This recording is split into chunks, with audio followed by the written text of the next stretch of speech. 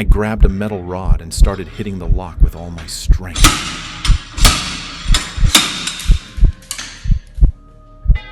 Finally, the lock broke. I pushed the door open slowly. I forced myself to step inside, though my knees were weak and my breath shallow.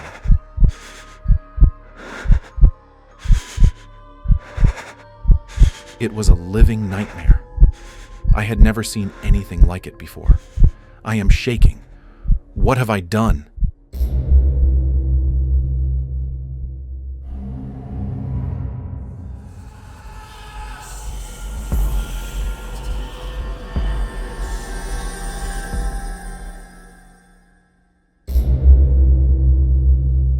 My name is Albert, and I am a university student living away from my family.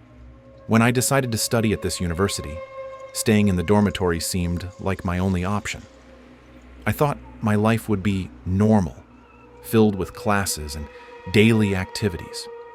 Little did I know, I was about to face something that would change my life forever, trapping me between reality and an unending nightmare. I moved into an old dormitory which was rumored to have been a field hospital during World War II before being converted into student housing decades later. I was assigned a room on the first floor which was simple but comfortable, and I was happy with it. However, after a month, something unexpected happened. Urgent maintenance work began on the first floor, and I was asked to temporarily move to a vacant room in the basement. I had no choice but to agree. The basement was entirely different. The air was heavy, the walls cracked, and the ceiling was low, creating a suffocating feeling. I felt as if I had entered another world. I tried to convince myself that it was only for a few days, and that I would be back to my original room soon. On my first night in the basement, things started to take a strange turn. When I entered the room, I noticed a weird smell. It was a mixture of mold and the scent of old smoke, as if the place carried the memory of a tragic event. In the middle of the night, I was lying on my bed, trying to sleep. Suddenly, I heard heavy footsteps coming from the corridor. I thought it might be one of the students returning to their room, so I opened the door.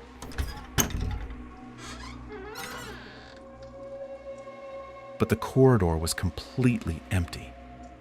A strange feeling of terror washed over me, but I tried to convince myself it was just my imagination. The next day, I started asking my friends about the basement. My friend John looked at me in surprise and said, "You live in the basement? That floor is cursed. No one has dared to live there in years." A shiver ran down my spine, but he continued seriously. "They say it used to be an emergency room for soldiers during the war. Many died there, and some were never buried. Their spirits still linger there." I laughed nervously, trying to ignore his words, but something deep inside me made me start believing him. On the second night, I noticed something strange. When I turned off the lights to sleep, I felt an odd presence in the room, as though I wasn't alone. Suddenly I saw shadows moving on the walls, even though the light was off. Terrified, I buried my head under the covers and stayed there, shaking until sleep took over me. When I woke up the next morning, I noticed faded writings on the walls. "Help us." I froze, unable to comprehend what I was seeing. The writing was etched into the walls, as if the person who wrote it had screamed while doing so. On the third day, I decided to explore the entire corridor. At the end, I noticed a small door. It was locked with a rusty padlock and covered in dust, as if no one had opened it in years. I couldn't shake the feeling that something strange was behind this door. I decided to ask the dormitory keeper about it, but I wasn't prepared for his reaction.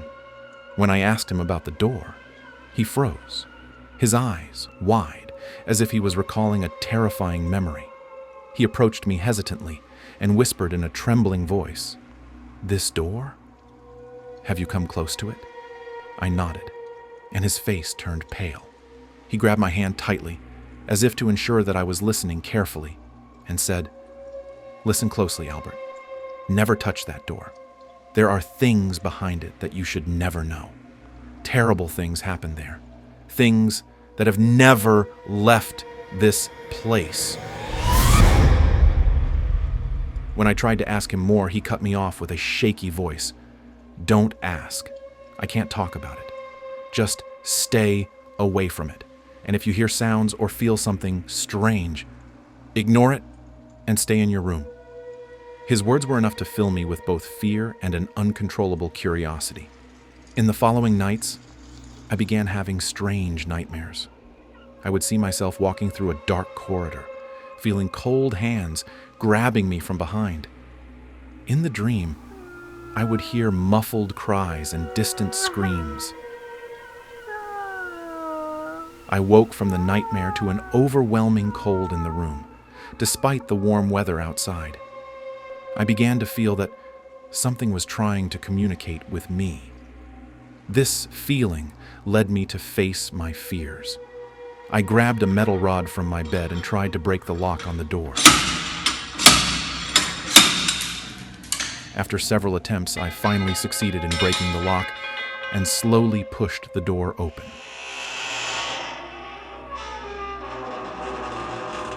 What I saw inside the room was a living nightmare. A room filled with old, rusted beds and the walls covered in scratches and writings that seemed to be in dried blood.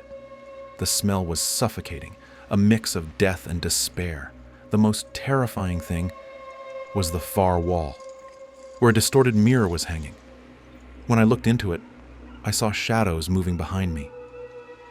I tried to retreat quickly, but I felt as though the ground was weighing down on my steps, as if the place didn't want me to escape. I felt my body freeze with fear, my heart pounding so hard it felt like it might burst from my chest. The shadows in the mirror began to get closer. I couldn't take it anymore, and I hysterically retreated, falling to the ground. I crawled towards the door, my trembling limbs struggling to escape this hell. When I reached the door, I felt a cold hand gripping my ankle, causing a scream of terror to erupt from within me. I turned in panic, but there was nothing there. I gathered the last bit of courage I had and ran as fast as I could out of the room. It felt as though each step I took was enraging the place. The sounds grew louder, and the walls seemed to pulsate with life. When I reached the basement corridor, I stumbled several times, but I didn't stop. Once I opened the door leading to the staircase and ascended to the upper floor, I felt the air lighten slightly, but fear still gripped my body. I didn't stop until I was outside, where the cold air slapped my face like a wake-up call from my nightmare. I ran aimlessly, my feet carrying me far from the dormitory. All I could hear were the beats of my heart and the echoes of my trembling steps.